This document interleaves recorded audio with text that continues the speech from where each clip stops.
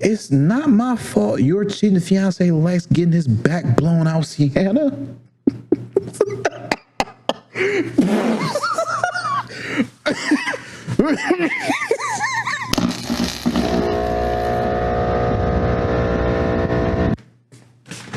Yeah, what up, though?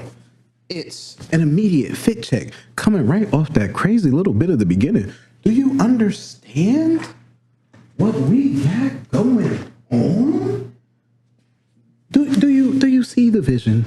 Do you understand and grasp the nerdiness? I wanna get the vibes from you. I wanna give you the vibes and you give me the vibes. So again, what up, though? I am your host, Mr. Always on 10, and I appreciate you for coming to the Intelligent Idiots podcast, even though this episode is incredibly late. I am so sorry. I have been in like an ADHD super spiral. Didn't even realize just now I like burned through an hour of time when I should have been recording. I could have been through multiple stories for y'all. I could have had this already moving and grooving.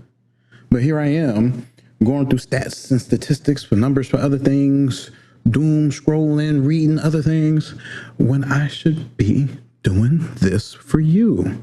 So I apologize. I am late. It is Wednesday right now. You should have had this episode Monday. And you might have this puppy on a Thursday. Hopefully we'll be back to our regularly scheduled program. I've just been working, doing a lot of projects, and not taking my meds like I should be. So I've been doing things and buying things and watching too many YouTube videos, adding things in and out of my cart when I should be here on air. Well, that didn't work.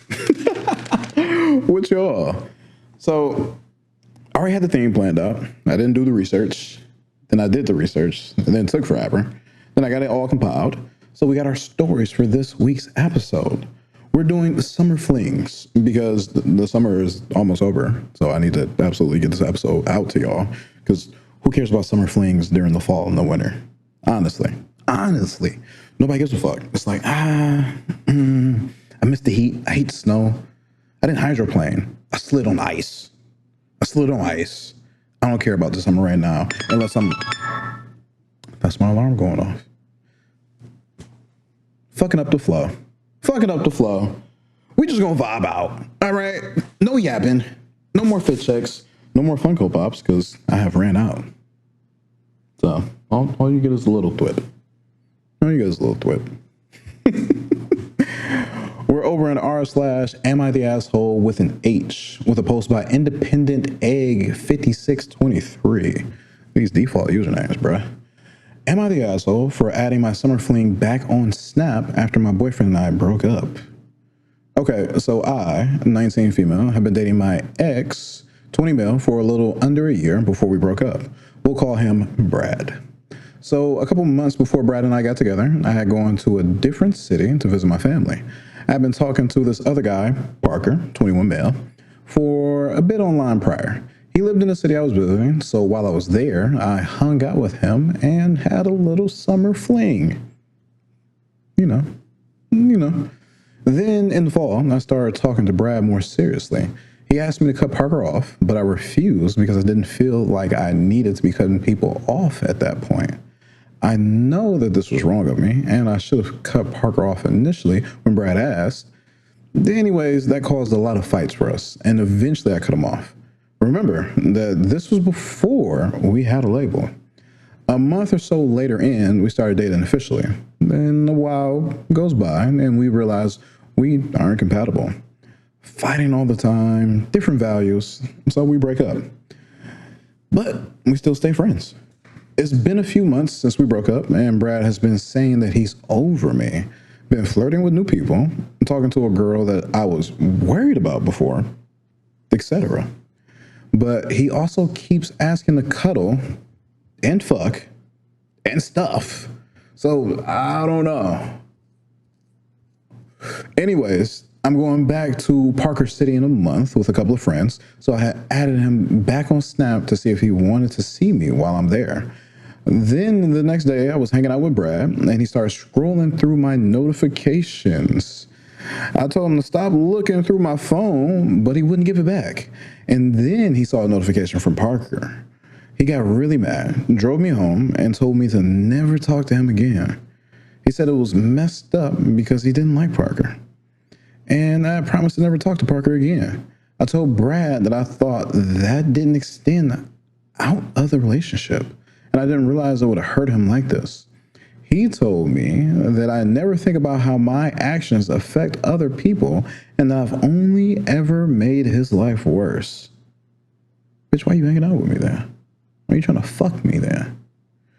Now, I'm feeling super shitty about it, but my friends are telling me that he shouldn't be controlling who I talk to now that we're broken up.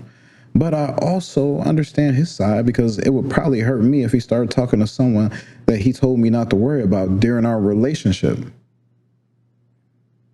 He is. But I wasn't even planning on doing anything with Parker, just visit. So was I wrong for adding Parker back on Snap, or is Brad just trying to control me? Brad is trying to abuse you. That is what Brad is trying to do. Brad is actively trying to abuse you. Stay the fuck away from Brad. All right, stop acting like a dumbass 19-year-old for a minute and back the fuck up, about face, and sprint away from Brad. Brad should be blocked. You dated this motherfucker for a while, 2 months, a month, 3 months, a fortnight. Not the game. Not the game. If you don't know what a fortnight is, Google it. No. Stop talking to Brad. Stop talking to Brad. Brad is a weirdo. Brad is gaslighting you. Brad is out here fucking around. What did you say specifically? Talking to a girl that I was worried about before.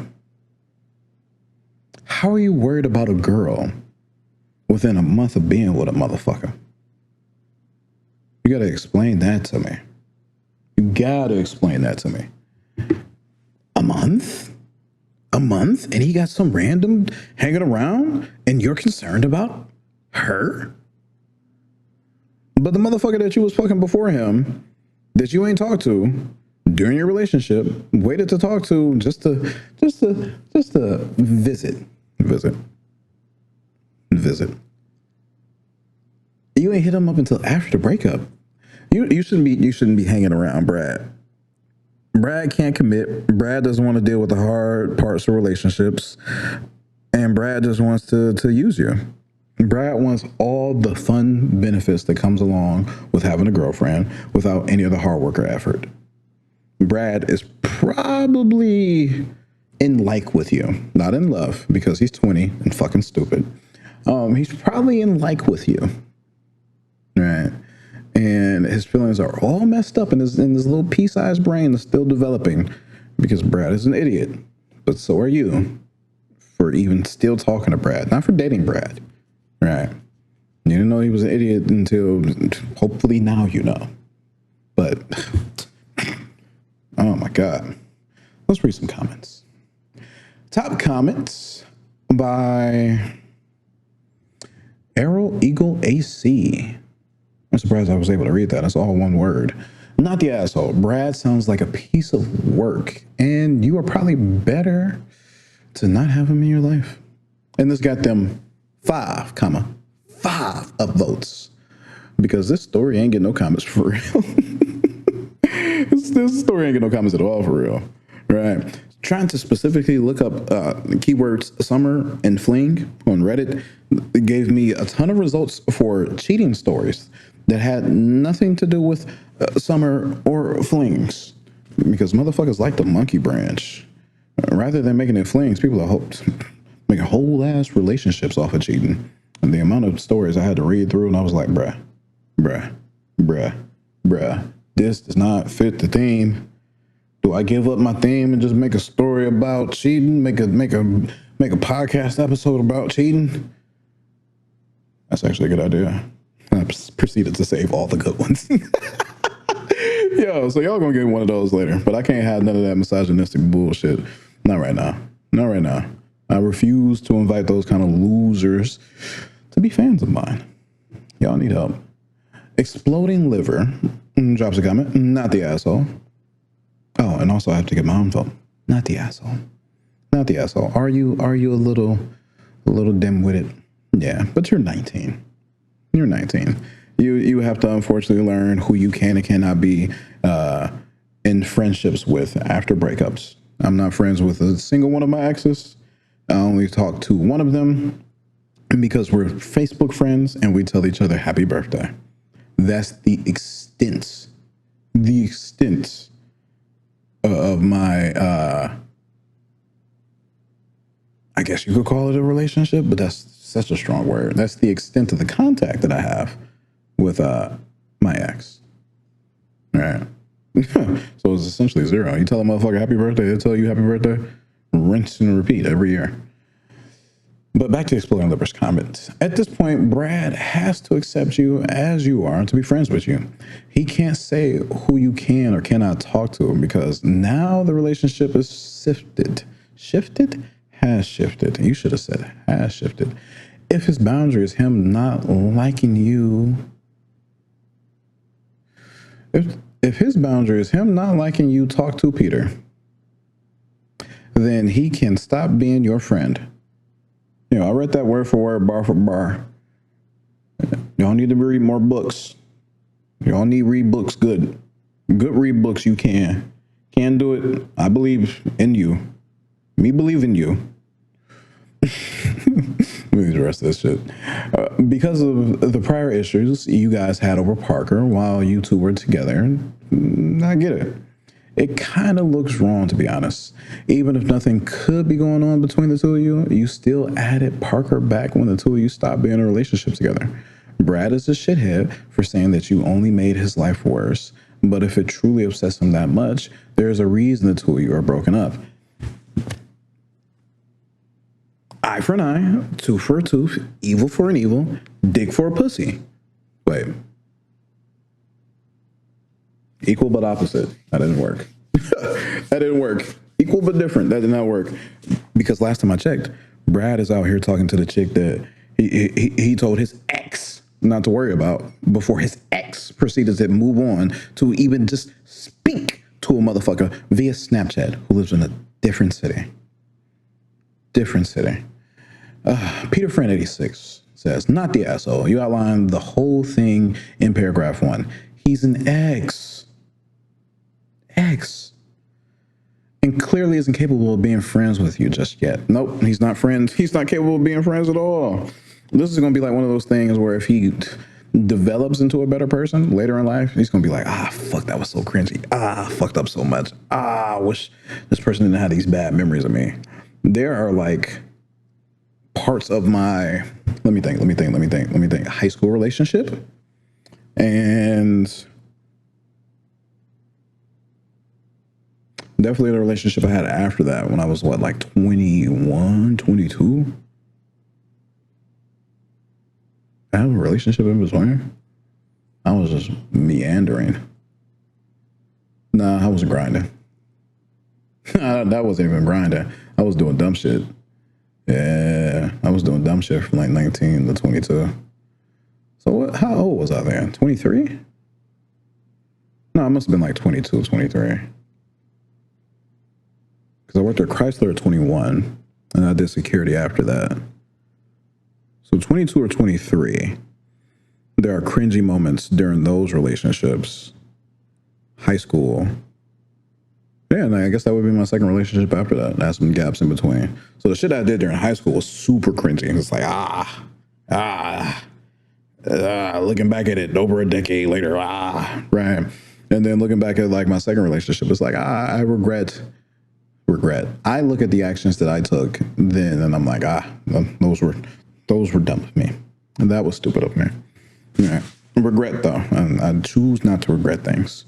Learn and grow and develop. Don't wallow in your past, right? Take your past as a lesson, grow and develop from it. Don't repeat your mistakes.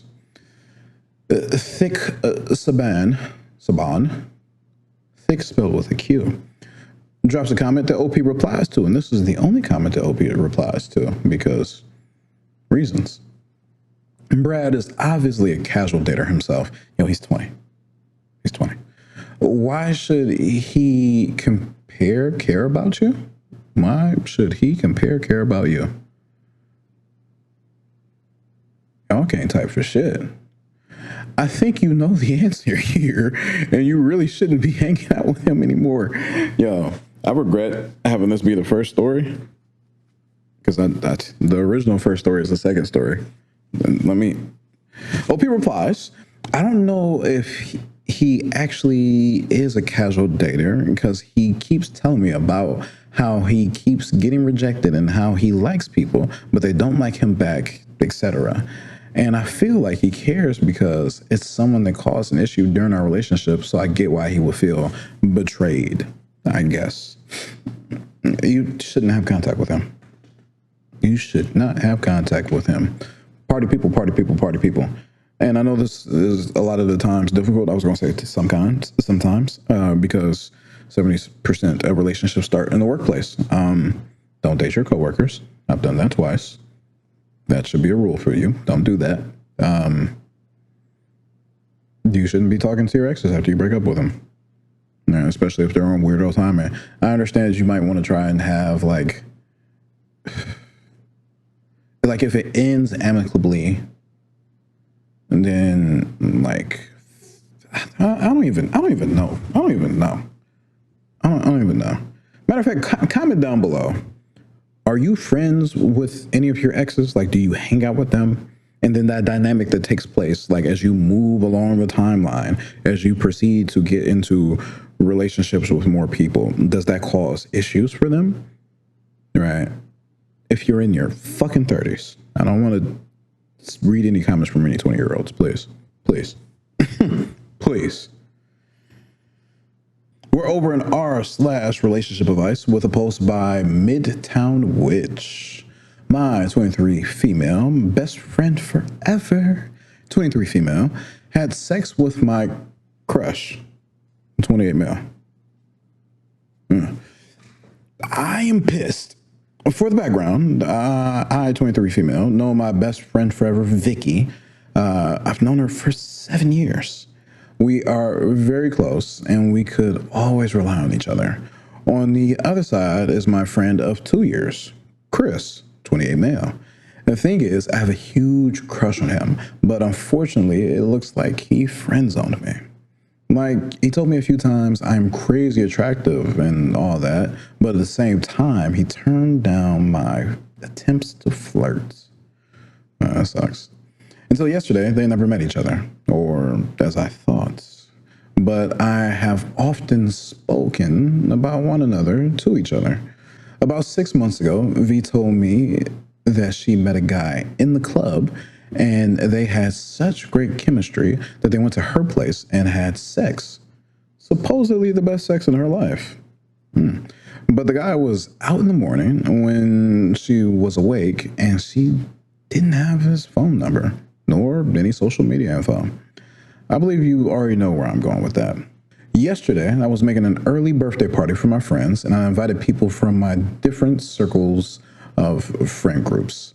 So, yeah, he was on time, and she came half an hour later. I went to greet her, and she immediately noticed him from the hall and was very surprised. As we were alone, she told me that he was the guy from half a year ago. I was blown away and was only able to stutter that he's my crush. Next, dozens of minutes were awkward for them. They said hi, and then it looked like she avoided him a little. At this point, I somehow already regretted that they met on my party. Your own birthday party? Oh. She took me to the side and told me that she had no idea about who he was and that she'll leave him alone. Next few hours, everybody there was having a good time, but I was a little down. I noticed that they started to talk with each other and drink and dance. Later that night, we all went to an outdoor event close to my place. After midnight, I was quite wasted. Usually I do not drink much, but yesterday I could not stop myself. I somehow had this plan concocted in my drunk mind that I will ask Chris to escort me back home. I wanted to split them as he was spending more and more time with Vicky, but it somehow didn't work well for me. I didn't even have a chance to ask him, as two of my other friends quite literally dragged me out, and we went home. And I do not remember that part well either way. When I awoke today with a huge hangover, I could not think about anything else other than Chris and Vicky. I've invited all the people from the party to my place for a cafe and wine and beer. Okay. At the same time, I was talking with 3 people that I remember where they're most... Why do you type like this, dog? Why do you type like this? At the same time, I was talking with 3 people that I remember were...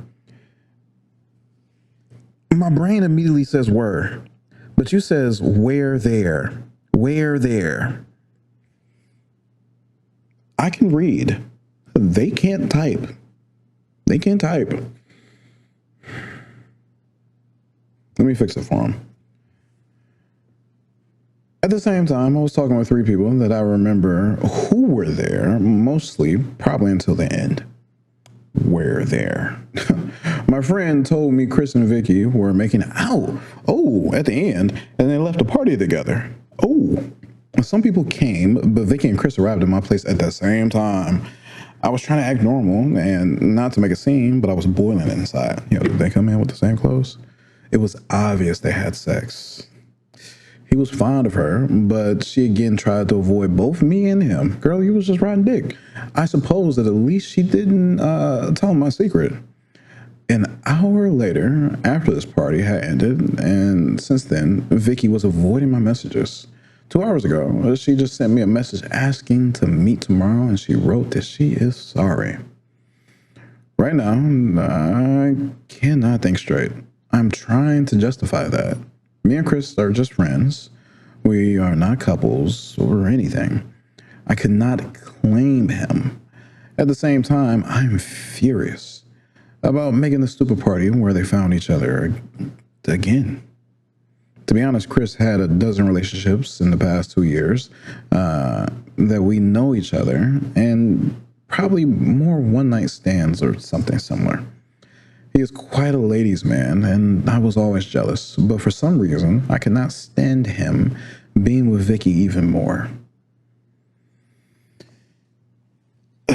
My advice for you is to proofread the shit that you write, because I have a headache.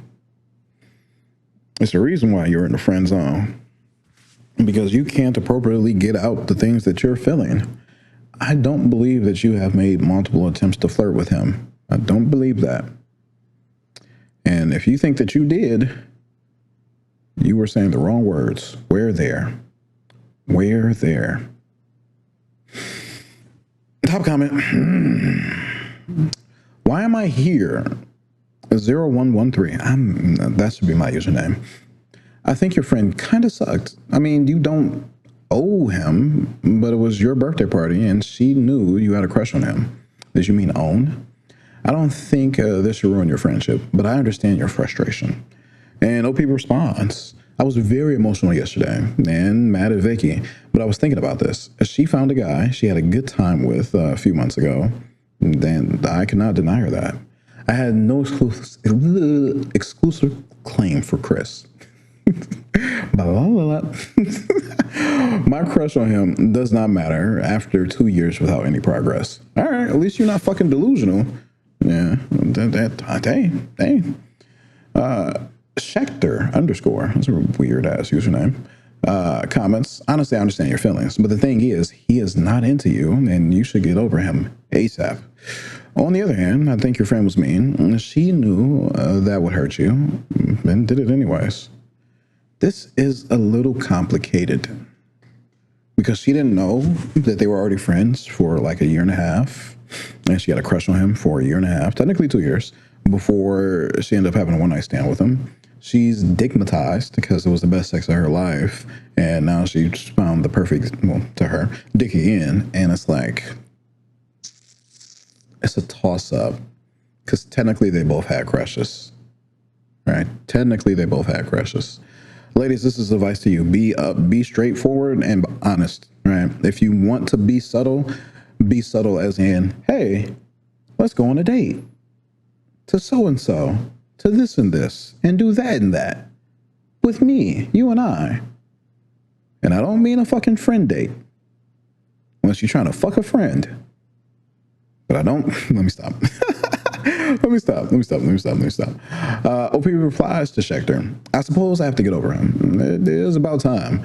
I think I was most upset about her telling me at the beginning of the party that she will leave him alone. You know what? English can't be their first language. It can't be their first language because the mistakes they're making they're not autocorrect mistakes. This is like language barrier mistakes. It's not even grammatical errors. Yeah. But shout out to the people who know multiple languages and not just can speak it, but can fucking type it. All right. Because I've seen worse by mono language speakers, by just pure, I only know English ass speakers. Continuing OP's comment. On the other hand, it kind of looked like she was avoiding him, but he had no clue, and he knows how to sweep women off their feet. And we all had quite a lot of booze. I don't know. Yeah, English is not their first language because she said sweep woman off her feet. Right? Not sweep women off their feet. I had to correct that on the fly as I was reading and talking. Yeah, English is not her first language. I can't even be mad at her. I don't speak Spanish. I think I took like one class in elementary school, maybe two, that was required, and then Japanese in high school. I should definitely learn both. I can't even say it again because I wasn't proficient. Schechter replies to OP's reply to Schechter's comment. Yeah, even if that was mean, I don't think you should stop being her friend because of this. It's okay to tell her you feel hurt, but ultimately that you are going to let go of this man for good. And OP replies, I would probably write some kind of follow-up when I figure it out a little bit more, but we met on Saturday already. And I said I am not mad or anything. I think we'll survive this mess. Okay, so you talked to her. Okay. All right. So let's slide over to a sideways update. We're over in r/relationships with a post by ROP, Midtown Witch. Should I, in relationship with my friend / romantic interest? Ooh. I have met Chris 2 years ago. I fell in love with him at first sight. Damn, girl. My heart. I could praise him for hours, but that is not the point. So let's skip this part. I was a little shy around him at first, so I didn't make a move initially. We met at my workplace, and he introduced me to 10 other people. I started to hang out with Chris and the rest of the pack, both in work and outside of it. Most of these people were quite young, under 30, so we were partying whenever we could. After a few weeks, I overcame my shyness and tried to flirt with Chris, but I think it was already too late. I was already in his friend zone. He rejected my subtle attempts to pick him up. Over the time, we grew even closer and started to hang out alone, only the two of us. We could go to dinner together, go shopping, or just hang out in front of the TV at his place or mine. Looking back at it, I think it was always a substitute for a date for me, but that was never the case. During these 2 years, Chris was in and out of romantic relationships many times. On the other hand, I was not involved in anything, mostly because I hoped we will be together at some point. But last week, I realized that I'm going nowhere. That's been 2 years. It has been 2 years, and I missed my chance. My biggest headache right now is that I think I won't be able to move on as long as we are still friends and we are seeing each other on a nearly daily basis at work. At the same time, I am heartbroken when I think I should end our friendship. Our friendship and our time together is still important for me. I couldn't imagine this. And this is why I have the rule you don't date people at work, right? So if it's don't date people at work, then you avoid the rejection, you avoid the friendship making that you try to utilize to slide down into a relationship. Because even if she was unconsciously doing it, she was heading down that path where she tried to utilize the friendship to jump into a relationship, romantic relationship, I should say. Yeah. Like personally, there's a bunch of beautiful ass women at my job, right? And I could go flirt with them, but your boy don't take rejection well. And I never want to be that raging red pill incel-y ass a loser motherfucker. But when I think of me going after women, right, and failing, not succeeding, I don't pursue friendships with them. Hold on, because I'm trying to think. And this is like a man thing mostly, where we'll start or utilize a friendship as a jumping off point into trying to get into a relationship, right? I don't know. Because you got to be upfront. You got to be honest. You got to be forward. You got to make your feelings known. Not to like an overbearing degree, but like I said, if you want to be subtle, the least subtle you should be in letting a motherfucker know that you like them is asking them out on a date. Right. Matter of fact, I remember that I asked this one girl out through Instagram. I'm getting personal with y'all. I shouldn't even be doing this. Fuck. Give me monies. Give me monies for my stories, for my personal stories.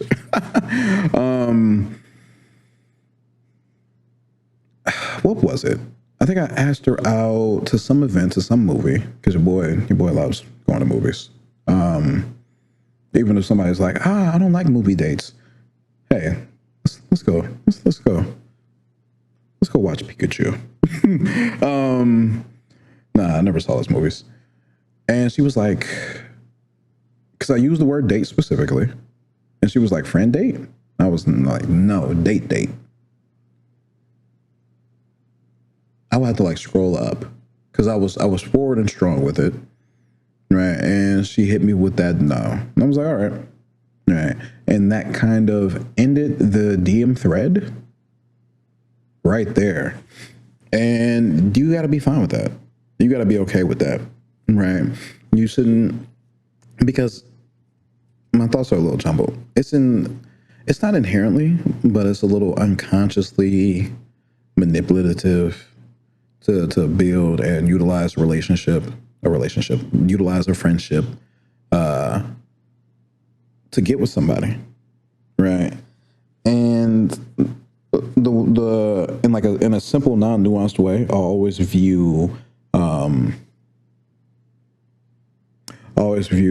partnerships, relationships at a base level of give and take, and then memories and time spent built on top of them, right?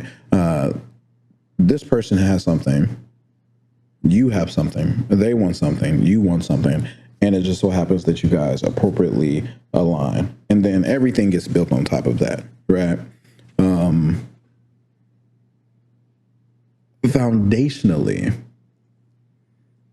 if somebody just wants friendship, but you want to be in their pants, right? You're not meeting. There's no cohesion. You're not coalescing, right?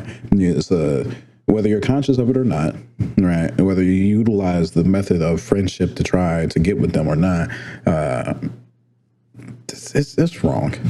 Honestly, it's wrong, right? If you're in a friendship and then you come to naturally be attracted to them, you want to develop something more, that's fine. That's okay, right? Because the realities are, you're not dating someone ugly. None of your exes are ugly, right? None of your exes are unattractive. Men and women, I want you to grasp this. Unless you're fucking blind, which is fine, right?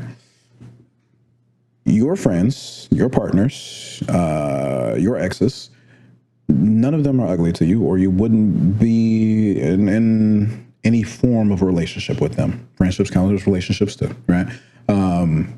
Or dynamics. We can call it a dynamic, right? To not make it super strong.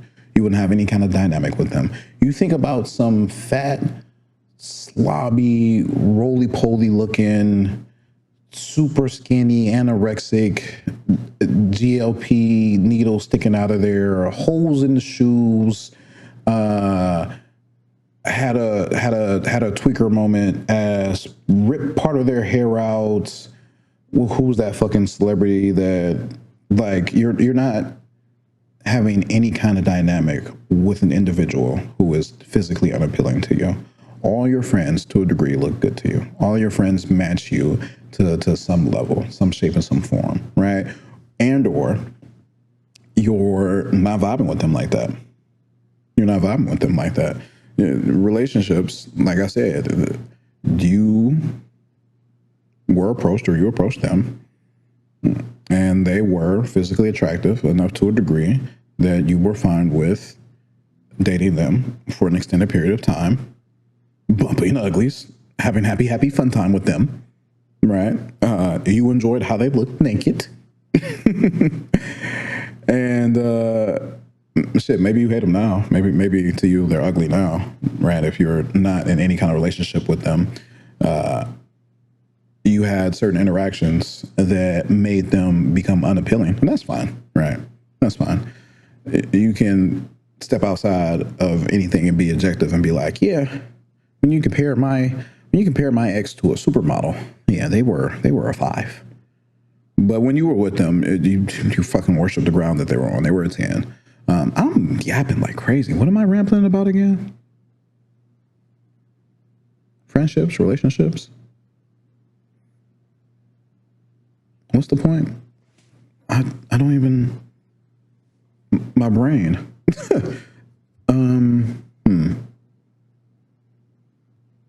So it's only natural that you may come to be attracted to your friends, right?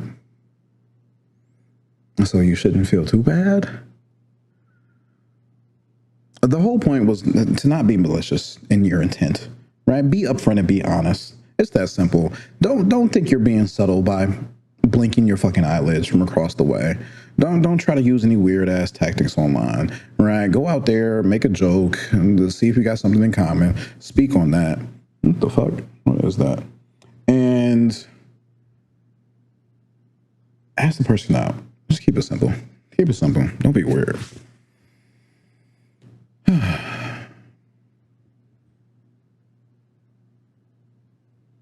As a matter of fact, VoloS with their comment says, I'm sorry, but the friend zone is bullshit, and there is no such a thing as having to be super quick before you miss your chance. Either he didn't realize you were flirting, or he was just not interested and was never going to be. Stop hanging around this pseudo relationship. Fess up. You've got nothing to lose. And if he doesn't reciprocate, step away. Have a short breakup process and move on with your life. And the breakup process will be in her own head because they're not in a relationship. And OP replies to that. For a long time, I see it. There's a little fucking, is that a mosquito? For a long time, I didn't want to confess my feelings directly out of fear that he will not only reject me as a romantic interest, but also as a friend. I guess I am past that point, as I am already thinking about ending our friendship. You might have a point. And a deleted user drops a comment. Have you asked him out? I had something like this once. He liked me the whole time as well, but I was in denial. Just ask him out already. And OP replies to that. I have never been very direct regarding that topic. At the same time, it is hard to believe that he had not noticed my advances so far. What is your level of directness then? If you think you were flirting, but the guy who has had multiple relationships in the span of 2 years and multiple random hookups, friends with benefits or whatever, either you're ugly to him and he just really enjoys your company, right? Really enjoys your company because y'all are going to each other's houses and watching TV and movies, right? Or, again, you don't know what the fuck flirting is. The deleted user replies to OP. The same can be said for me and the guy I had the same thing with. He used to sleep in my bed with me and we'd cuddle to sleep. We went for drives to lookouts over the city and talked for hours in his car. Everyone said he followed me around like a lost puppy. We would binge Harry Potter. We went grocery shopping together. I'd cook for him. He'd cook for me. And honestly, we were both complete idiots. How did we not know that we liked each other? What's the worst that could happen? And Opie replies, yeah, right now, I don't think it could be any worse. I might try to shoot my shot. So you don't think you already did? You don't think your flirting counts anymore? I actually was close to doing this for a few times, but then I was paralyzed by fear that I will lose him, especially as a friend. But now I'm thinking about it anyways. And the deleted user replies, for one last time, if you lose him as a friend, he was never a friend to begin with. Last time I did something like this, I had a shot of tequila and a margarita. I called my best friend and made her hype me up. I texted him how I felt and then threw my phone across the room. I'm not telling you to ask him out because it's easy, because I know it's not. I'm telling you to ask him out because you have to. There's really no other option at this stage. Yeah, because if he really saw you as a romantic interest, and you didn't fuck up along the way somewhere, he would have already asked you out or tried to fuck you. He's been in your house multiple times. A week. You've known him for 2 years. Yo, we're going to another sideways update. We're still in r/relationships. And OP posted, going to confess my feelings to my longtime friend. We are friends for more than 2 years now, and I have a crush on him since the very beginning. I was not really able to confess /flirt / ask him out at the very beginning, so we became just friends. I really value our friendship, but it is really hard for me since I was always looking for something more with him. Lately, I realized I cannot go with it any longer. I just have to try. I'm really scared of rejection, but I understand now that even that might be beneficial in the long run. So yeah, I've asked him out today. I mean, it is not that weird for us. We are spending time together on an almost weekly basis. This time will be different. I'm ready to confess my feelings, and I want to do this. I'm still wondering on the details and how I should do this, but I have to do this. It is long overdue. I'm trying to prepare for this, like some kind of public speaking or presentation, but I do not know if it is a good approach. Should I act spontaneously and not plan everything? Is there any good method to overcome anxiety? Meditation, right? Because your anxiety, meditation, not medication, meditation. I don't know why I said, did I say medication? Meditation, deep breathing, motherfucker. Deep breathing.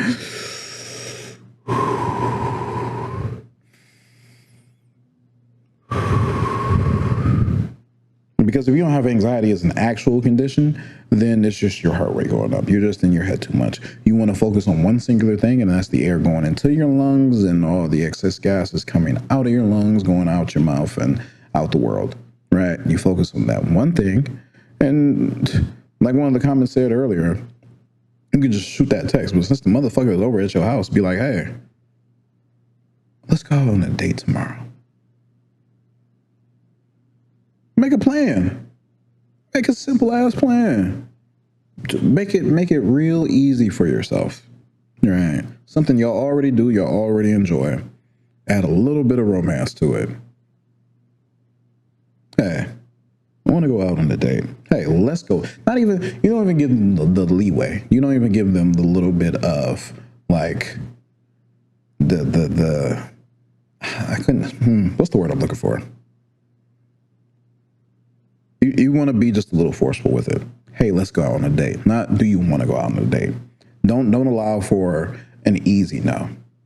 Right. Really, really, really straight to the point with it. Straight to the point with it. Right. And I don't even want to read any of these comments. I just want to go to the actual update. Actual update. Let's slide on over.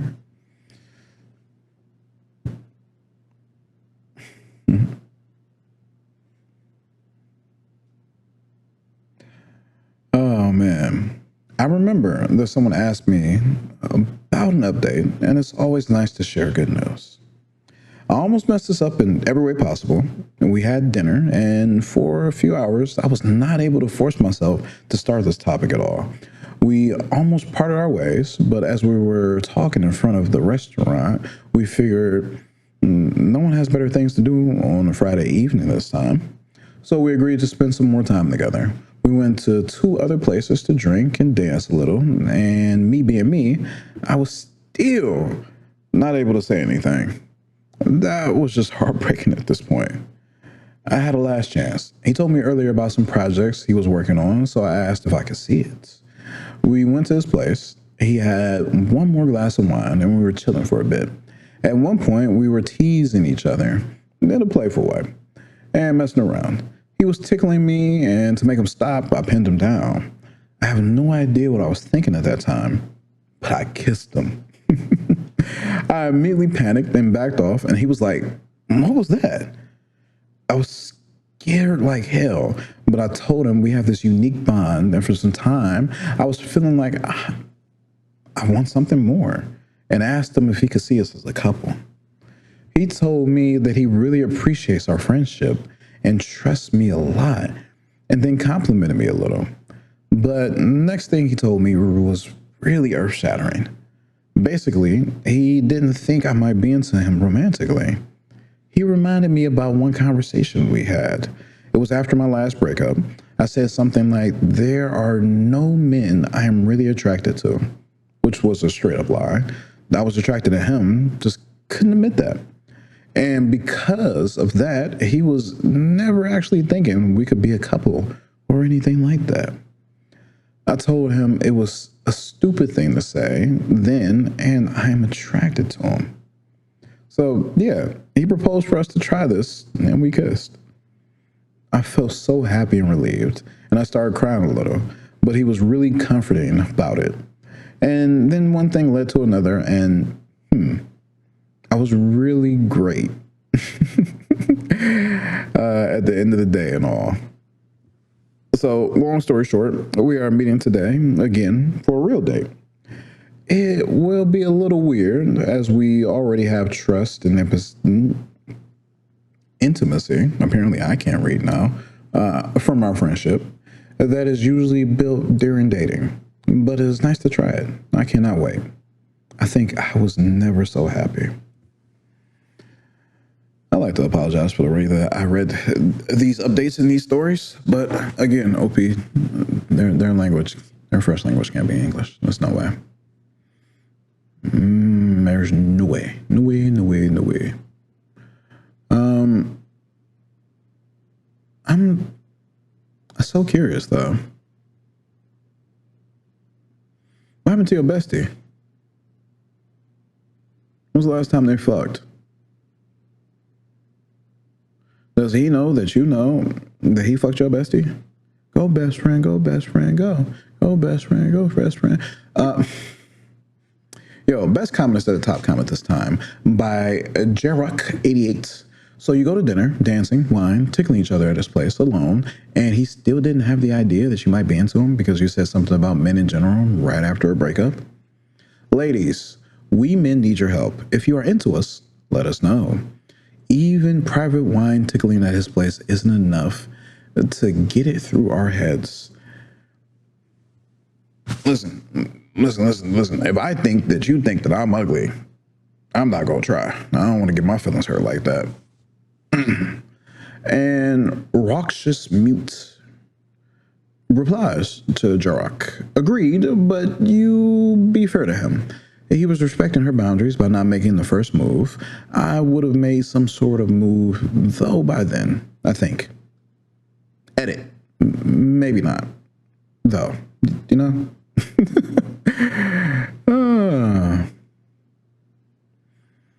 And down the line, Opie says, I have some self-esteem issues, but I would say he had more attractive partners in the past, and I still think he could have any girl he wants at any time. So it does not make sense to play a long game with me. On the other hand, we went to bed almost immediately, but it is not like I was forced to anything. I probably wanted that even more than him. that's something that is kind of like a flag to me, to be honest. Him going through so many relationships, is he not capable of holding a partner down? Him going through so many flings, so many friends with benefits, is all he want is sex? Is he not satisfied with the partner she's having? Is he addicted? Right. You can go fuck however many people you want, but when a person is looking at you, when a person is aware of this information, they're going to make certain judgments about you, and they're going to maneuver around you in certain ways, right? It says something about your personality, your character, and how you view certain things, right? To me, at least, right? If you got a body count of 10, 12, 15, like that's average, right? 15, you're a little above average. If you got a body count of 40, 50, 100, 2 million, right? You're doing some things. It makes me curious, right? You're doing a lot. And like I said, you can do whatever you want, so long as it's consensual, so long as you're being healthy, right? But a person who's popping out with only having had sex with 2 people, and you've had sex with 20, 50, 100, right? I'm scaling for crazy numbers, of course. Because again, the average is like 11, right? You might view things differently. It makes me curious if you can hold things down. It makes me curious why you aren't making things work. It makes me curious if you have those skills developed, right? But these motherfuckers are young. Hopefully they get their shit together. Hopefully they get their shit together. Hopefully her best friend doesn't crash out on her and crack her head open because she has officially lost the best dick of her life. That's the one thing. We have gone through multiple updates, but since the first story, we ain't heard shit about her bestie. I'm like scrolling through these comments right now. I'm trying to see if she says anything about her. And it's nothing. It's nothing. Your bestie is going to be so pissed. Like, the story is cute or whatever, but like you put on your big boy pants, you strapped your balls on, but your best friend may want to run the fade. Oh, there's nothing here, dog. It's 23 comments and it's like people congratulating her and all this and all that. I'm like stuck on this.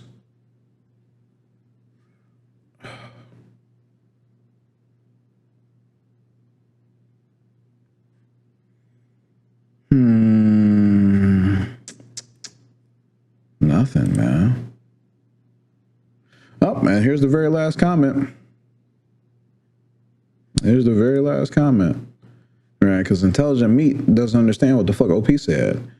Quoting OP's story, so yeah, he proposed for us to try this and we kissed. I felt so happy and relieved and I started crying a little. Proposed? What country are you from? And OP replies to this, sorry, English is not my first language, so I believe I missed translation. I meant proposed as suggested. He suggested for us to be a couple. And, oh, they live in the Czech Republic. Czech Republic? How do you say that? All right. There's no more updates after this, so maybe OP had her head cracked open. That was the end of this love story. Right?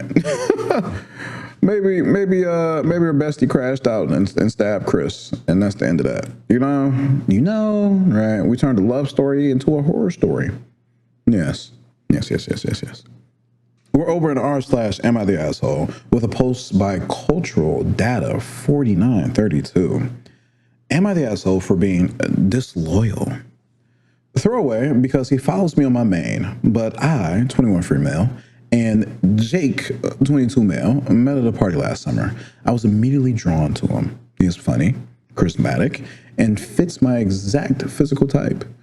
We go to the same college, but we have very different majors, so we never had classes together or that many mutual friends. We kissed a few times at the party, and we started talking not long after that. Both of us stayed in the same city as our university because my family lives close anyways, and we both wanted to work in the city. We got really close, and we would see each other once or twice a week. I'm a very direct person, so after 3 months of this, in October, so not a summer fling, we were just about to start school again. I asked him what we were. I asked him in person, and he seemed surprised, but he said that he wasn't sure he was ready for a relationship and wanted to take it slow. He did say I was the only girl he was seeing, though. When I told my friends this, they joked it was a situationship, which is the period before a relationship. But I don't think a situationship should last more than 3 months. No, not at all. So I was not satisfied with his exclusive without a relationship thing. Yeah. I was kind of hurt as I thought we had grown really close and we were on track for dating at least by August, but he kept up the seeing each other more than once a week and texting constantly, even after telling me he didn't want a relationship. I also want to know that throughout the summer, I was very clear that I was looking for a relationship, and he seemed to also be looking for one, which is the only reason I kept pursuing him. After he told me he didn't want to date, I accepted that and started looking for other people. I would go to parties and find casual flings, but never anything too long term. Last month, Jake introduced me to his friend, 21 male, Griffin. Griffin is 6'5", with gorgeous brown hair and eyes, and I was immediately attracted to him. We got together at the party after Jake had left because he had an early class the next day. The night after the party, Jake showed up at my dorm and started cussing me out and calling me a lot of derogatory names for cheating on him. I asked what he was talking about, and he said we had been exclusive for months. I laughed and said, you can't honestly expect me to be loyal to you when you don't actually want a relationship. He said I was being insensitive to his mental health and is now telling everyone I'm a cheating whore. Am I the asshole? You are the asshole if you're leaving out information, because why is he throwing around mental health at you like this? You're 22. He's 22. You're 21. Why is he trying to throw that around? He's coming and cussing you out and calling you all kinds of shit. He's saying that you're cheating. Honestly, so long as he didn't insult you to a high degree, no one's the asshole here. Specifically because the relationship that you guys had, because it was a relationship, even though you can call it a situationship because your friends called it a situationship, right? You guys were going out on dates, you guys were seeing each other multiple times a week, you guys were fucking, and he was and is unaware of the casual flings that you had until his friend that he introduced you to fucked you and then told him, right? If you guys were still seeing each other and still fucking while you proceeded to fuck other people, he should know that, right? He should know that. So I'm curious about the dynamics that y'all had after he said, I don't want a relationship, right? To him, in his mind, so long as he's not being a manipulative piece of shit, right? You guys were exclusive. You guys didn't have titles because you're fucking young. You're still kids, even though you're in college getting ready to graduate. Man, that's why you gotta not do dumbass titles. You gotta really, the key component of the story is communication. Communication, boundaries, and setting up expectations for how you see your relationship, right? Because you can't put boundaries on other people, but you can let your boundaries be known, right? And you can set up expectations for your relationship and how you want to maneuver through them and what you have expectations for from your partner. But communicating all of these things is the most important thing, right? Because if you're thinking something in your head, they don't know what the fuck you're thinking. They don't. And it's vice versa. I had to think about that. Like, did I say it wrong? Top comments by Beach Rabbit 123. Not the asshole. He said he wanted exclusivity, but not a relationship. What the hell is that? Keeping his options open? No need to put effort into dates? it sounds like you gave him plenty of time to figure it out.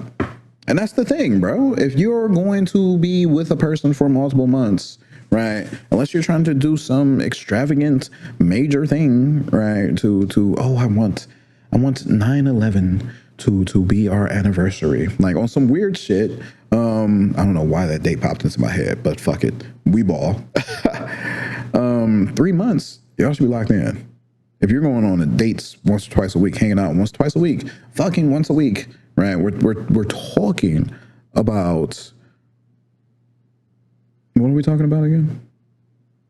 4, 8, 12. That's 12 dates. Double is 24.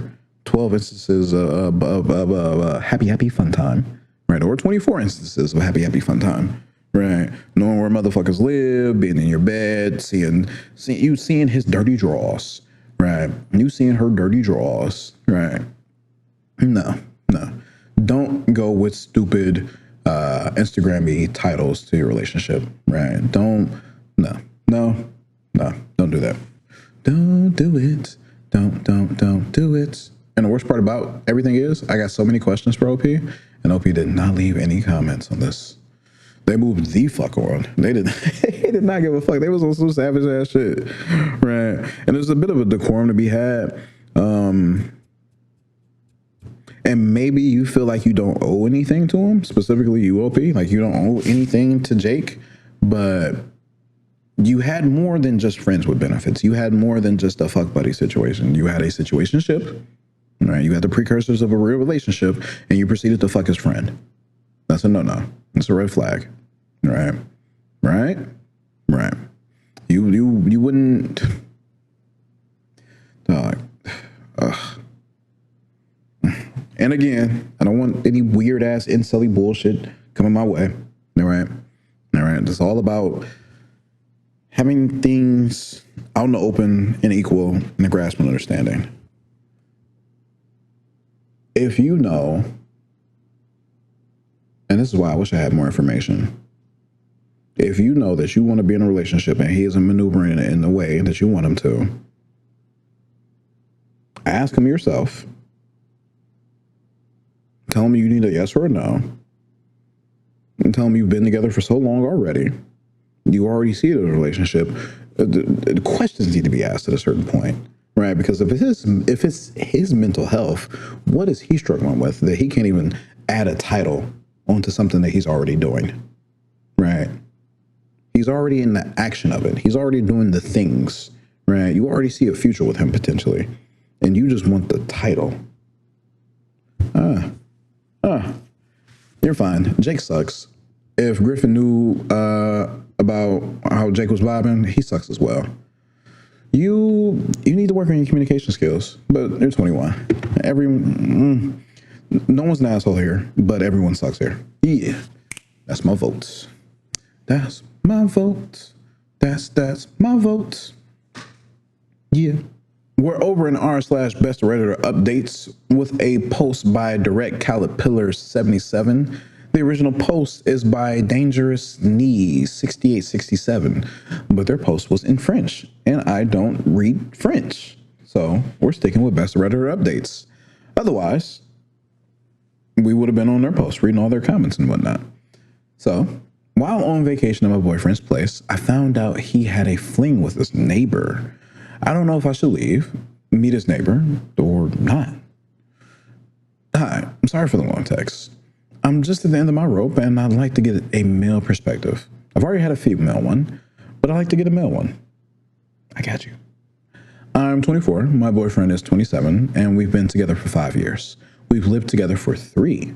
Then last December, he moved to London for a job he dreamed of having for a long time. He wanted me to come with him, but it was complicated for me. I had to finish my studies, and on top of that, the visa process was a nightmare. Finally, we found a solution, and I was supposed to join him permanently next October.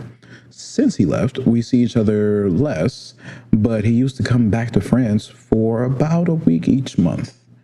And you got time like that, you got money. I had never been to London before, and I've been here for a week now, but it's turned into a nightmare. He lives in a large apartment building with a gym, swimming pool, etc. The first morning, I went to the gym and noticed a woman who kept staring at me. I ignored her and continued my workout. That evening, my boyfriend and I had booked a restaurant. We took the elevator, but when the doors opened up, we ran into this woman. My boyfriend said, "No, come on, let's take the stairs." He lives on the 32nd floor. The 32nd floor. So I refused.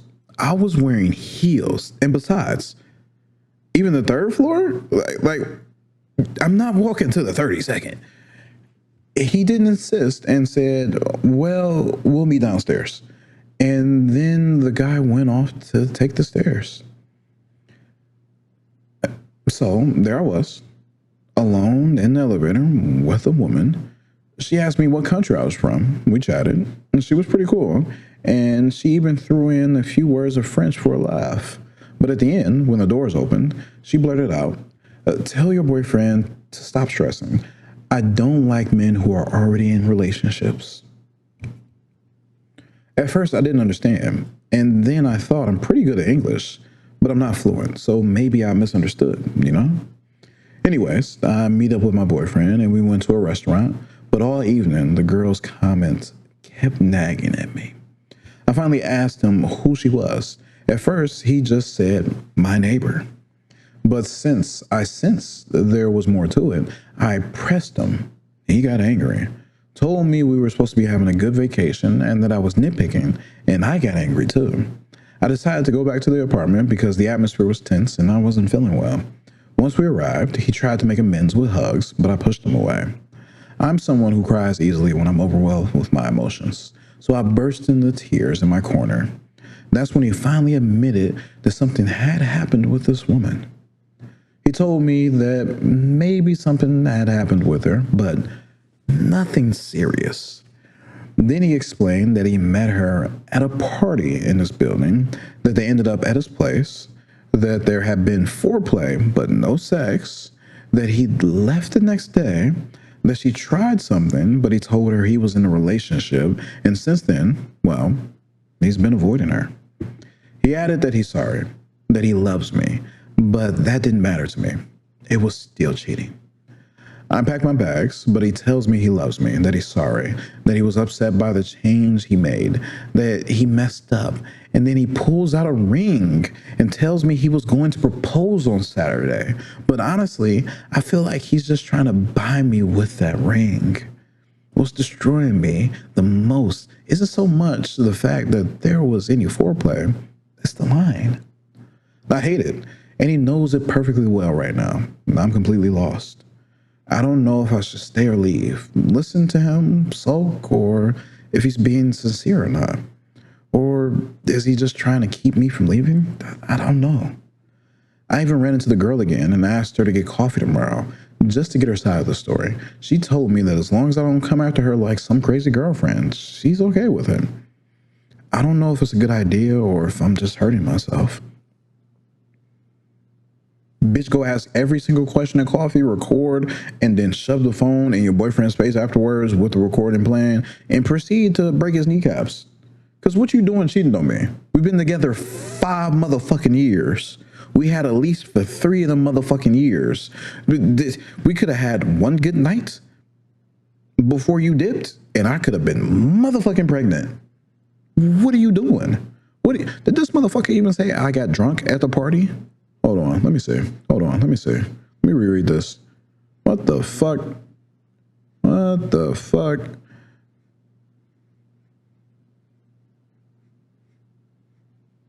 He met her at a party in this building, that they ended up at his place, and that there hadn't been foreplay but no sex. You're not even giving the classic excuse of I was drunk, right? As we continue on developing and progressing in society, we can at the very least be like, okay, since you were inebriated, since you were intoxicated, since you were under the influence, technically you cannot consent, right? There can be a bit of leeway. Right, we can say that you were in a new country, in a new town, adjusting, and then you got fucking flippity flip drunk. You got drunk off your ass. What is flippity flip drunk? What the fuck did I just make up? Yo, okay. So since we're in best Reddit updates, because again, the original posts are in French. Me no read French. Since somebody did the obvious beautiful efforts of compiling everything in English for me, we're going to read the comments that they got over here on Best of Reddit updates, and then go on to the updates.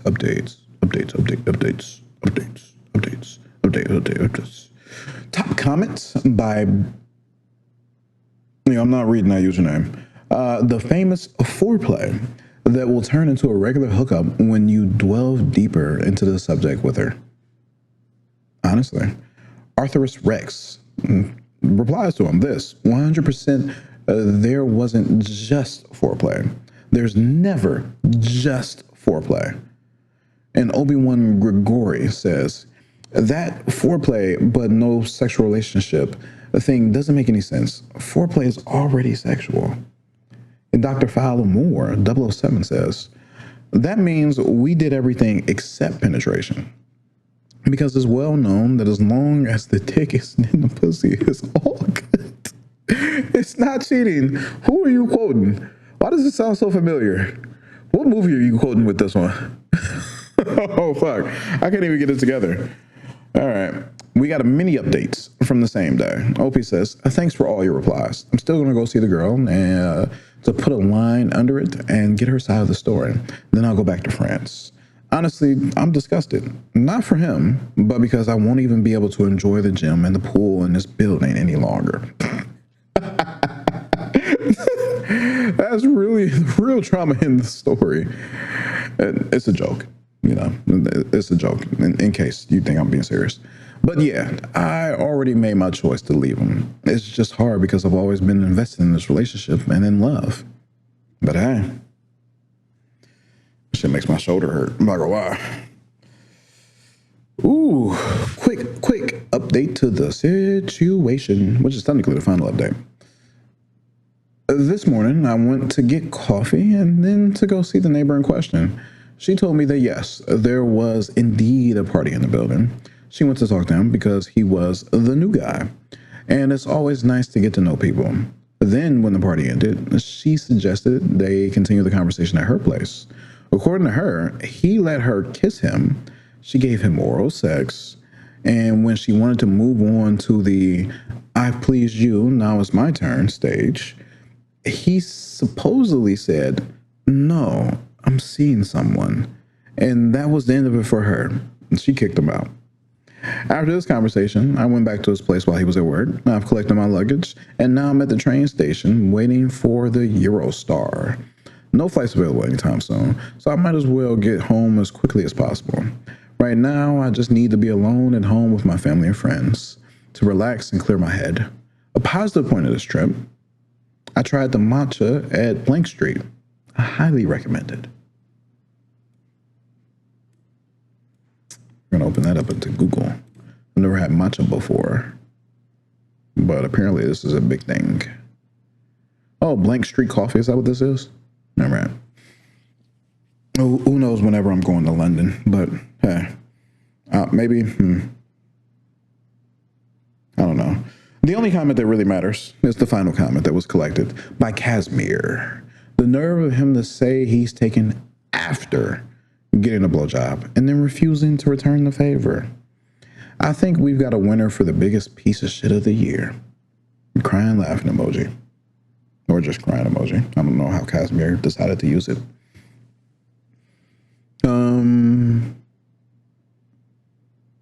Yeah, whenever you get cheated on, man, go get an STD test. Go get an STD test. Because at the end of the day, I don't know if you hopped on his dick after she's like this. And who knows how many she's been in the apartment with who have all been in relationships. Long distance, but not really long distance, because how far away is France from London? Flight-wise? Driving-wise, actually. London to France drive. Because I'm an American. It's a 9-hour drive? That's crazy. Oh, it's 520 miles. How long is a 520-mile drive?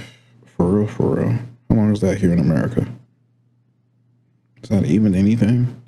Let's go from here to Chicago. How many miles is that? 240, and that's a 4-hour drive. Oh, so that's 4 hours and 30 minutes. That's about appropriate. 9 hours and 3 minutes. Yeah. But that ain't shit for real. That's like a 4-state trip. If I'm gonna go ahead and double that, and that ain't shit for real for an American. Because we go to Texas, where it sucks. Everything's bigger in Texas, including the suffering. Top comments, top comments, because again, we're in best of Redditor updates. So we're officially out of the zone of the original comment section for OP or OOP, our original OP's post. Does that make sense? I hope it does. If it don't, suffer. Sugar can kiss my ass. Ew. The idea that he got off and then was like, oh no, I can't reciprocate. I'm in a relationship. Is double gross. And this got them 8.8 thousand upvotes and 8 awards. Yeah. Honestly, I ain't got nothing to say on this. Should I be a little violent? You should have cut up his clothes before you left and pour bleach on his bed. You should have taken raw meat. No, matter of fact, no, I'm not gonna say that because then I'm gonna start giving ideas and it won't really match. I don't know, cheating after 5 years? Raw meat in the vent. No, you're in an apartment building. Actually, stop. Nope. We're moving on from this story.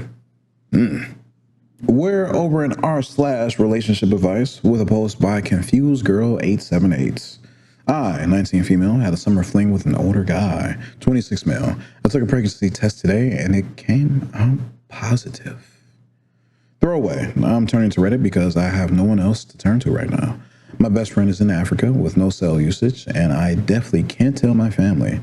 I've never felt more lost. I met Nick at a formal networking event for grad students at our university in May and was instantly attracted to him, but knew that he was off limits.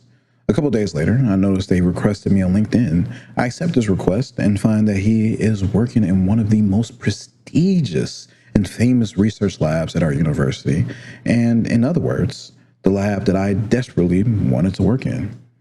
I knew that the lab rarely accepted undergrads, so I saw this as a great opportunity to build a connection and potentially leverage. So I shoot Nick an email telling him that I looked through his LinkedIn and was really interested by the research and asked him if he'd be willing to chat about it over coffee. Somehow, the quick chat over coffee turned into a 4-hour-long deep conversation that bled into dinner. Nick apologized for taking up so much of my time and asked if he could make up for it by taking me out to dinner sometime soon. I was shocked, but agreed, thinking he was probably half-heartedly joking. And he wasn't. Nick called me during that weekend and took me out to a nice place. Somehow, that ended up with me going back to his place and having sex. After that night, we casually started sleeping together, maybe 1 to 2 times a week. We always used condoms. Every single time, without fail. We made sure of it since both of us were possibly in the worst life and career stage to have a baby. Nick and I started having sex end of May, and we stopped beginning of July. I ended the relationship early July because I was starting to develop feelings for another guy, and frankly, wasn't as attracted to Nick anymore. He was fine with it, and we ended the friends with benefits relationship on good terms. Now, my period was supposed to come on July 6th. My period is usually always on the dots, but on rare occasions, it'll be late due to stress. I didn't worry too much until my breasts suddenly became sore. They never do. It's never been a period symptom for me. And I started to get cramps paired with back soreness.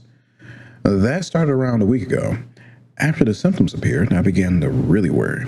I kept telling myself that it was near impossible, especially with how careful we were, and that my symptoms were just caused by paranoia. Placebo effect. This morning, I woke up nauseous. I freaked out and cried.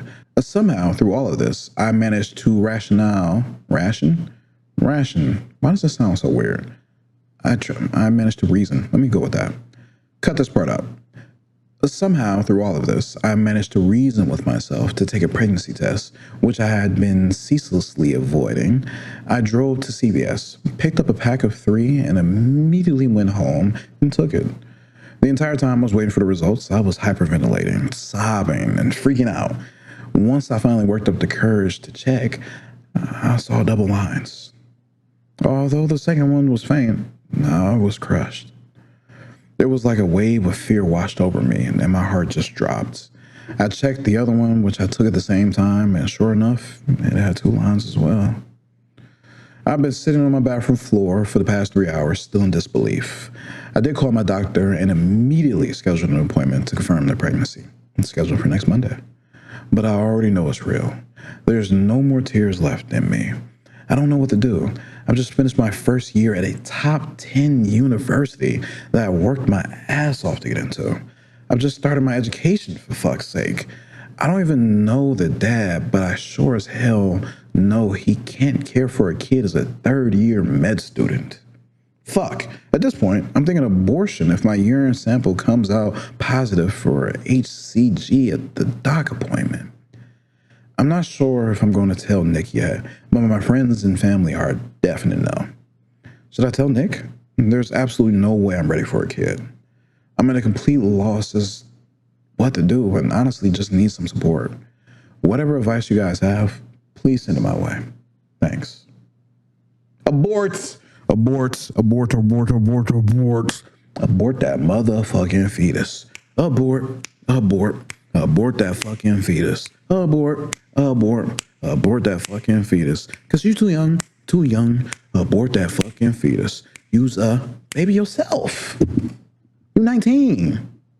You're 19. I don't even think you can properly wash your own ass, let alone a baby's ass. I said wash, wipe. Maybe you can't. Maybe you can't. It's a lot of motherfuckers. I don't know how many motherfuckers in the top 10 university don't know how to properly clean themselves. But every time I open up fucking TikTok once a month, without fail, there's some motherfuckers on there like, yeah, I don't wash my feet. Yeah, I don't wash my legs. Yeah, I don't wash my back. Yeah, I wash my hair once a month. Bitch, you dirty. You're dirty. You're dirty. There's motherfuckers out here who say you're dirty if you don't take a shower twice a day. Twice a day. Without even being active. This should make my shoulder hurt. Should you tell Nick? I do not have a biased take. I do have a biased take, actually. I don't have an unbiased take. Me forget what words mean. I don't have an unbiased take because I know the updates. I read the updates. I read the update today, just a couple hours ago. But thinking outside of the update, based upon other stories that I've run into, you don't want to be influenced by outside forces if your decision is like solidifying in one direction. If you know that he isn't in a position to have a baby, and you know that you aren't in a position to have a baby, you have to deal with the what if possibilities of him pressuring you to keep the baby. It's like, oh, in a year or two, I'll be able to afford it. Bitch, you can't right now, right? You already know. You already know. Abort that fucking baby. I'm glad you're even thinking about it. We need more abortions. Honestly, we need more abortions because it is so much quicker and easier rather than setting up the same exact system that has been being destroyed for decades at this point of sex ed in school. Right. Abortion is so much quicker rather than trying to get an equal amount of funding to go into new, better birth control for women, because it has been many decades since we've gotten anything, right? I think the amount of money spent on research into women's health compared to men, I think it's like 20 to 1. Like 94% of research goes into men's health compared to 6% from women. It was some crazy ass that I ran into like some fucking video. I'm watching so many different people who are just hitting me with so much information, and I'm like randomly keeping it locked in my head. I can't even like validate that thing, but it sounds right. It sounds right. They just finished mapping out the nerves in the woman's clitoris, right? They just finished mapping out the nerves in the man's penis. Before I was born.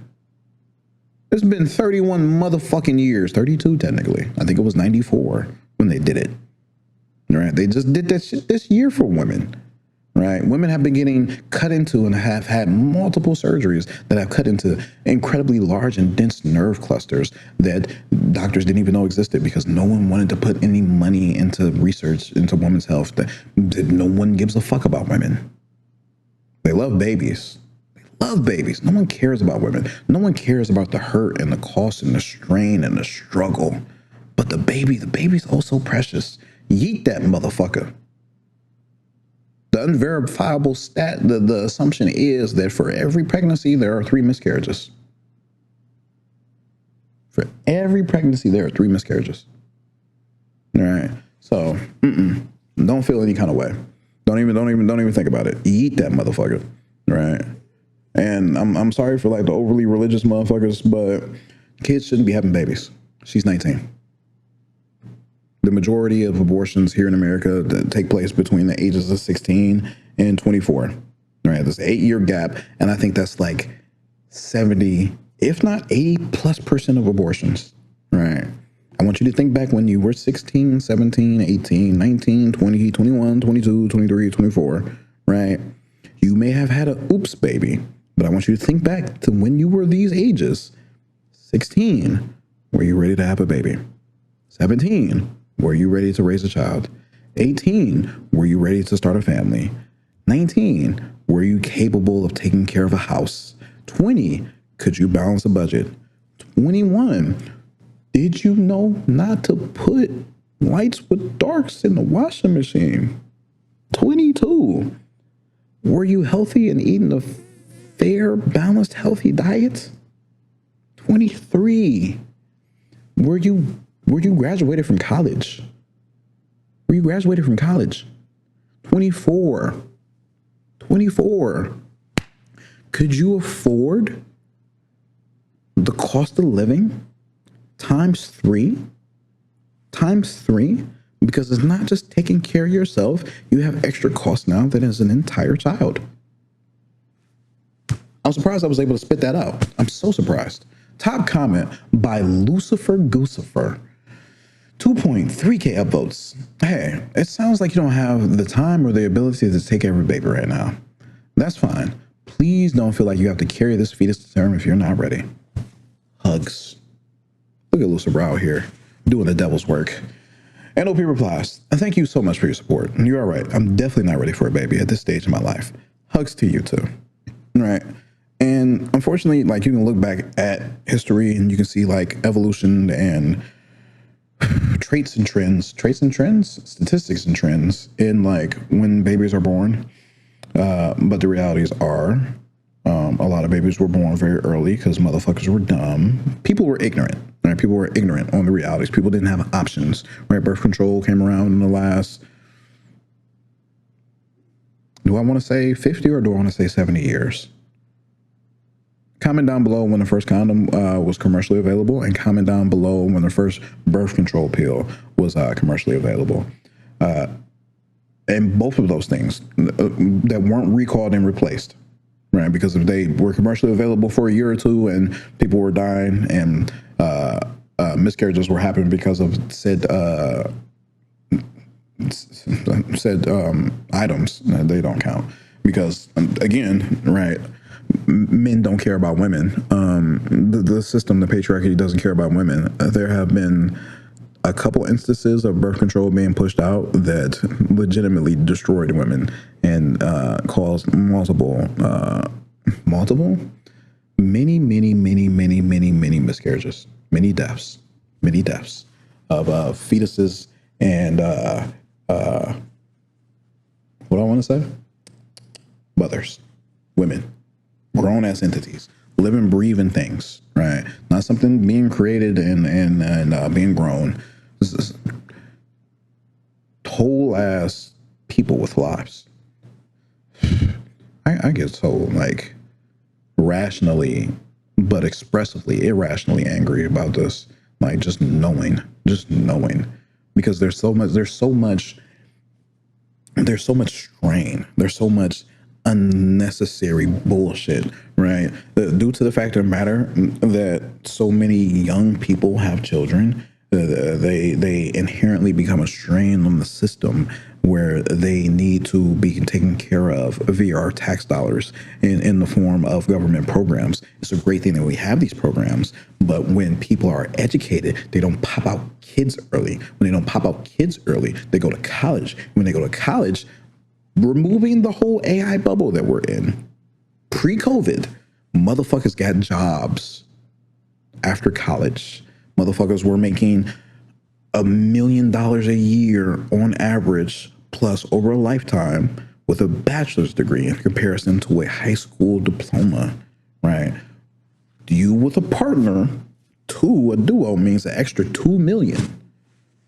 Pre-2010, $2 million in the bank account, right? You're living off that with dividends, right, in the bank account, in a Roth, in a 401k, right? You're doing great, right? The new poverty wage in 2026, if you were making less than $140,000 a year and you are a family of four, a wife, a husband, two kids, a husband, two kids, a wife, 2 kids, 2 days and 2 children, you are poor if you're collectively not bringing in $140,001. I think it's like 300 or something, but 140,329, some shit like that. There's a fly in here. I'm going to go crazy. Did I leave a window open? I'm gonna go insane. I just heard that motherfucker fly over my head.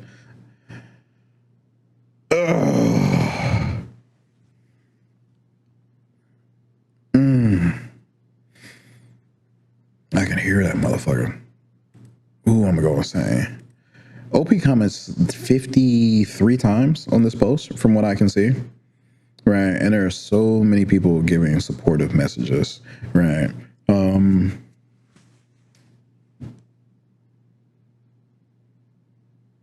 I want y'all to go read these for yourselves.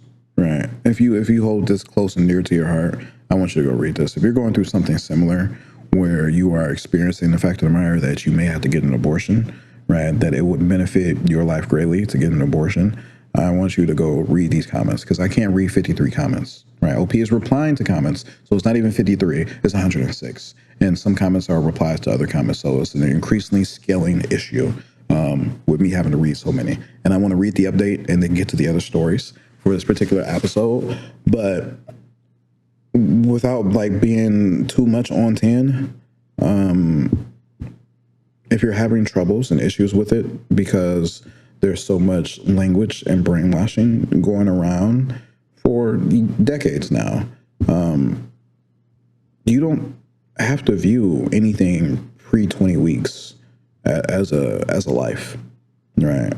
Our laws, removing the past couple of years, view fetuses before that age as